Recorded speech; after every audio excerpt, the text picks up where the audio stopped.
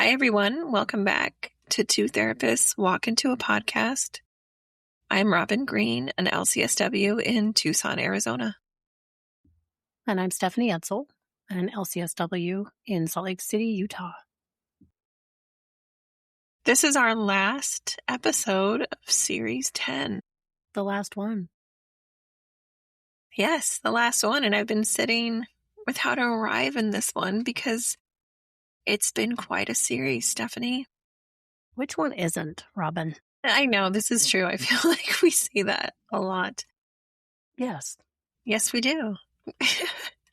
We started in the body, the nervous system, the survival roots of what we call codependency.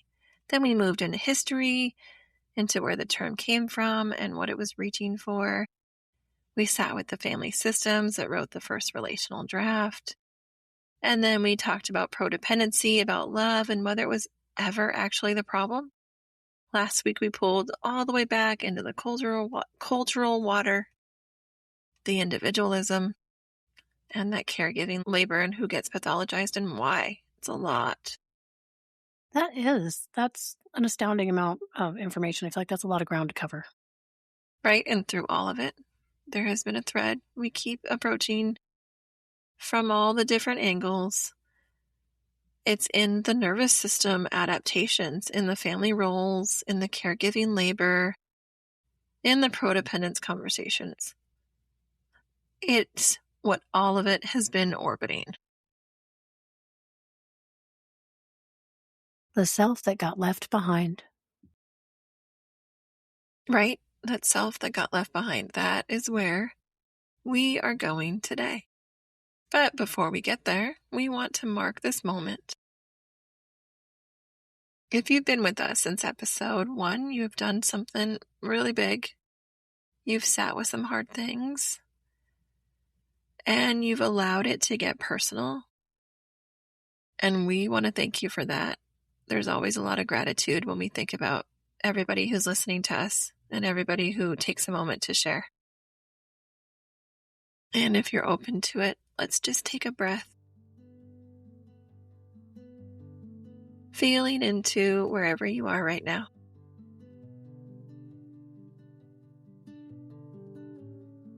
Maybe allowing yourself to notice that something has shifted, even if it's subtle.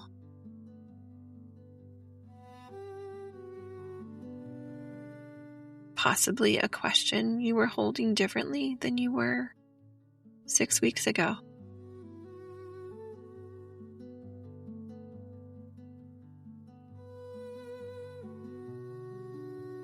Bring all of that with you today.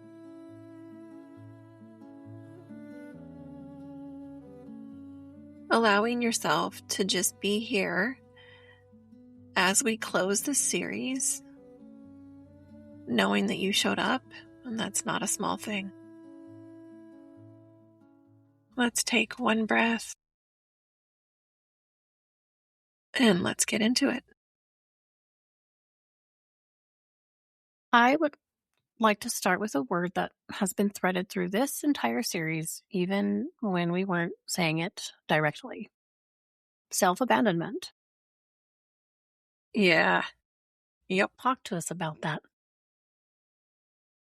Well, when we talk about codependency, when we talk about other directedness, when we talk about the person who is organized their entire existence around someone else's needs, what we're really talking about is a person who learned at some point that the cost of being fully themselves was really too high. And so they left, they booked it. They didn't leave their relationship, they left themselves. Goodness. It is something that happens like so gradually, so early that there isn't even a moment of decision for people, okay? It just is what staying connected requires. Ends up being the price of belonging.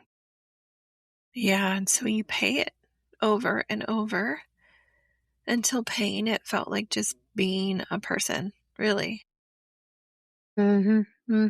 Until you couldn't tell the difference between what you actually wanted and what you'd learned to want in order to be acceptable.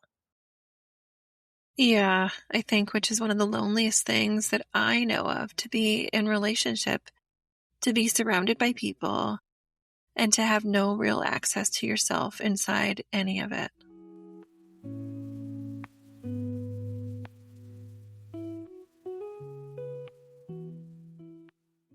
So through a parts lens, and this is where I kind of live clinically, self-abandonment isn't, again, a character flaw. It's a part that learned, usually very young, that disappearing was the safest way to stay.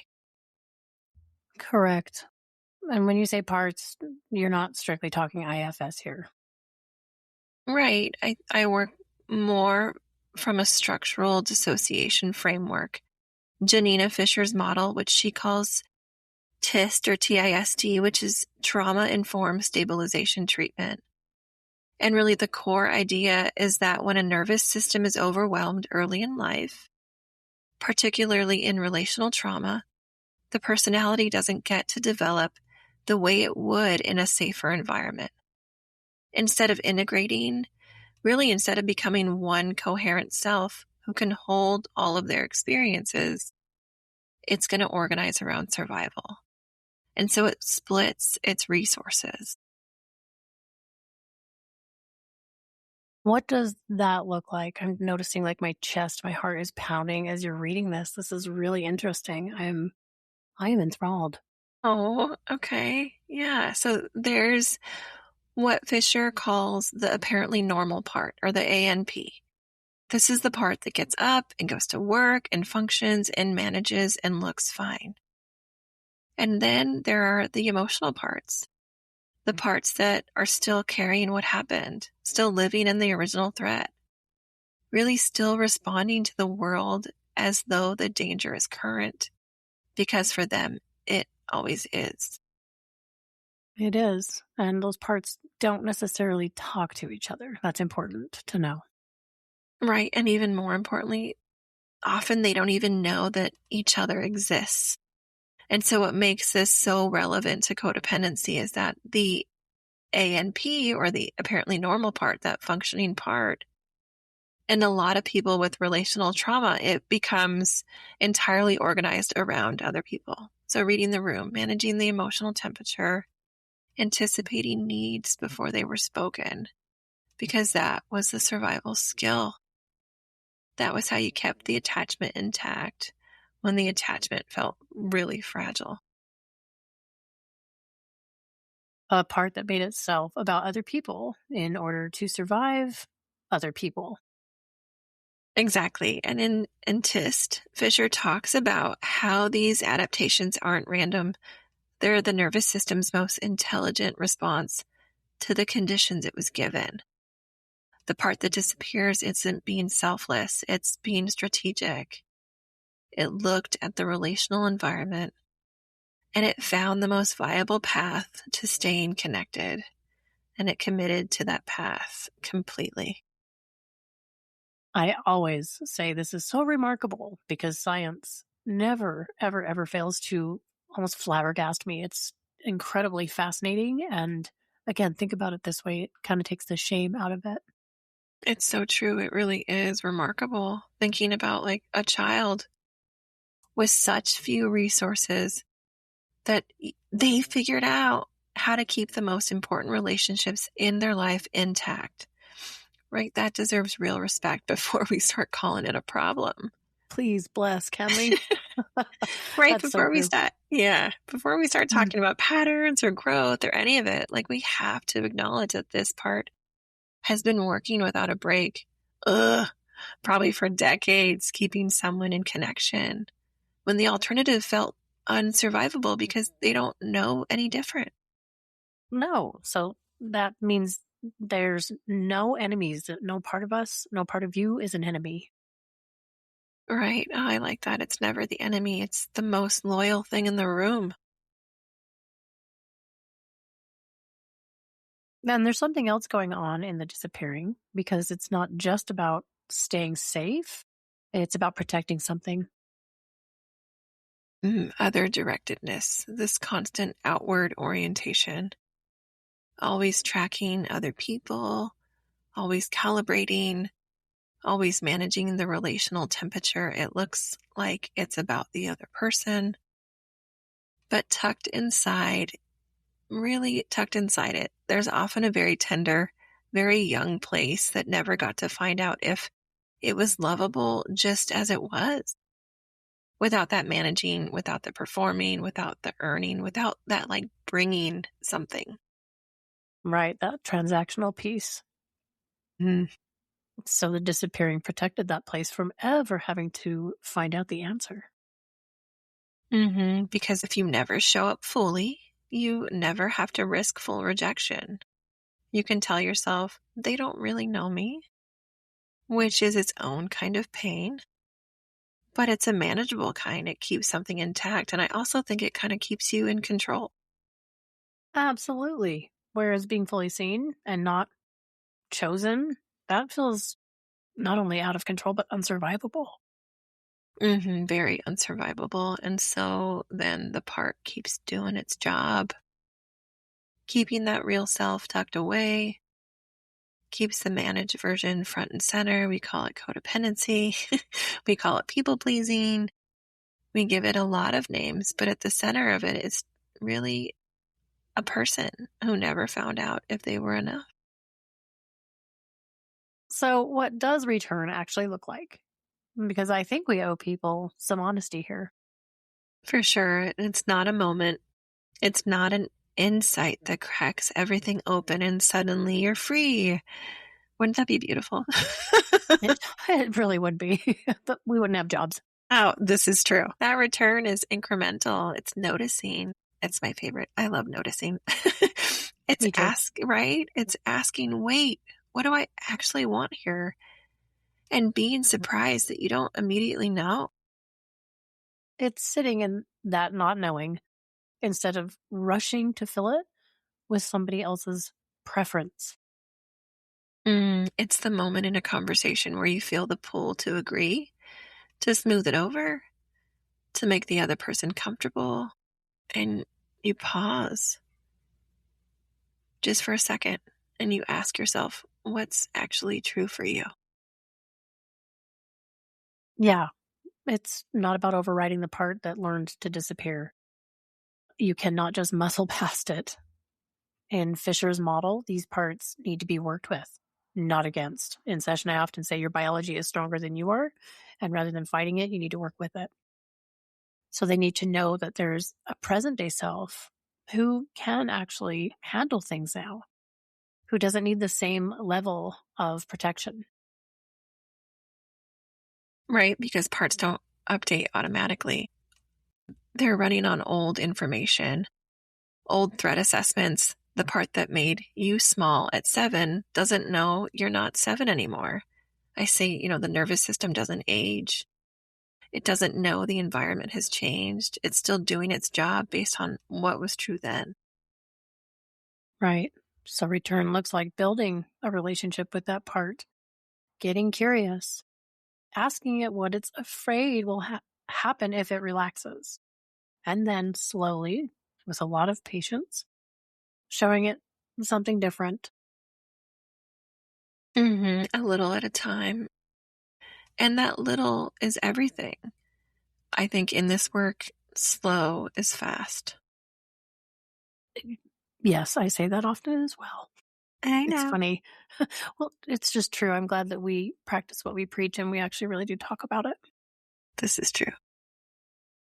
Before we close, there is a distinction I want to name because I think it's one people need to hear. Please. Connection and merger are not the same thing. A lot of people who have spent years in the disappearing are afraid that coming back to themselves means losing people they love. That having a self means being separate. That return means walls. Which is the individualist story again. The one that says self-sufficiency is health and needing people is weakness. Yeah. But genuine connection, the kind that actually feeds people, requires two selves. You can't really meet someone who has disappeared. You can be close to them, love them, rely on them, but you can't really know them because there's no one fully there to know. Presence is the prerequisite for intimacy, not merger, not agreement, not making yourself easy. That actual presence, showing up as someone with a real interior, with wants and limits and feelings and opinions that are actually yours. That's what makes genuine closeness possible. That's so terrifying. If no one has ever shown you that your presence is welcome, if every time you took up space, something went wrong. Which is why this is work, that real slow relational work. It's something you practice in relationship over time with a lot of patience for yourself along the way. Our coping skill this week is a letter to the part that learned to disappear. Find some time, real time, unhurried time, and write a letter. Not to yourself exactly, to that part, the one that learned to make you small, the one that's been working so hard for so long to keep you safe and connected and acceptable. And if you're open to it in that letter, thank it. Actually mean it. I think because it's worthy and deserves that, it found a way to keep you in relationship when the alternative was aloneness. And that's not nothing. Then, if you're ready, tell it something.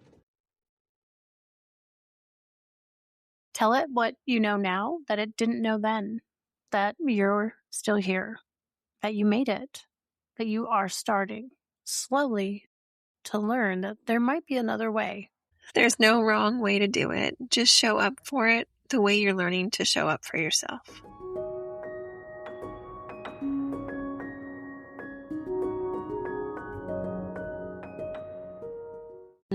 Here's our nervous system nugget. In polyvagal terms, there's a state, the ventral state. This is associated with feeling safe enough to be present, safe enough to be known. It's where we can receive care without deflecting it, be in our own experience without managing everyone else's at the same time, where we can actually land in ourselves.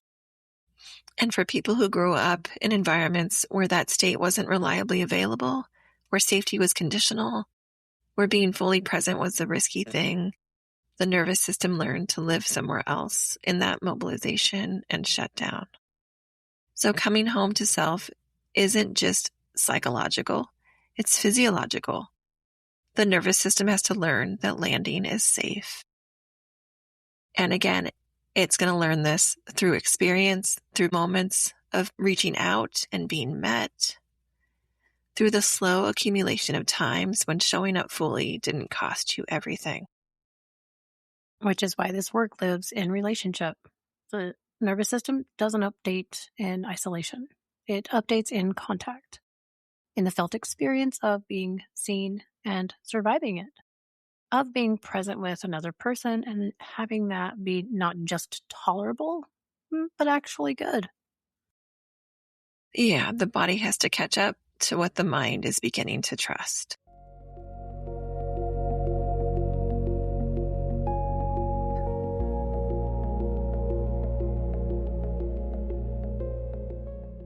Here's our reflection question for this week and for the series. Looking back, what shifted for you across these 6 episodes? Not what you learned, what shifted in how you're holding yourself and how you're thinking about the people you love and what you're willing to question now that maybe you weren't before. And secondly, is there a part of you that learned to disappear? What did it protect? Maybe you can find some gratitude or compassion for it alongside whatever it has cost you. Third, looking forward, what would it mean practically in your actual life, in your real relationships, to move even slightly in the direction of yourself? Not all the way, just slightly. What would that first small move look like? Okay, that's series 10, All the Pendencies. Thank you for being here for every single episode of it. We really, really are grateful. We are. This series meant something to us. And remember, healing isn't linear, and we're here for the ride.